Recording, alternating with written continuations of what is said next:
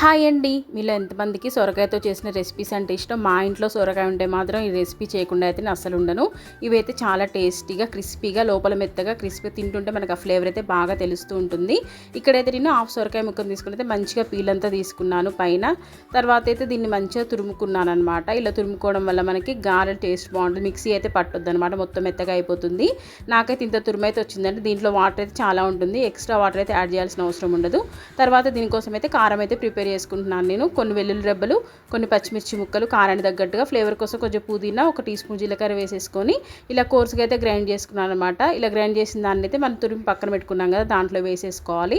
తర్వాత గారెలకు సరిపడా ఉప్పు, కలర్ కోసం కొంచెం పసుపు, తురుములో ఉన్న వాటర్ తగ్గట్టుగా కొంచెం కొంచెం పిండి వేసి కలుపుకుంటూ ఉండాలి. ఇలా ఉండలాగా ఫామ్ అవ్వాలన్నమాట. పిండి మనకి మరీ గట్టిగా ఉండొద్దు. తర్వాత అయితే ఒక కవ్వ తీసుకొని దాని మీద ఇలా గారెలాగా ఒత్తుకొని మంచిగా ఆయిల్ హీట్ అయ్యాక మెల్లగా అందులో డ్రాప్ చేసుకోవడమే. అటు ఇటు తిప్పుకుంటూ మంచిగా రోస్ట్గా కాల్చుకోవాలి. మిగతావన్నీ కూడా అలానే కాల్చుకోవాలి. మొత్తానికైతే మన గారెలు అయితే రెడీ అయిపోతాయి అనమాట. టేస్ట్ అయితే చాలా బాగుంటాయి. మీకు కనుక ఈ వీడియో నచ్చినట్లయితే ప్లీజ్ సబ్స్క్రైబ్.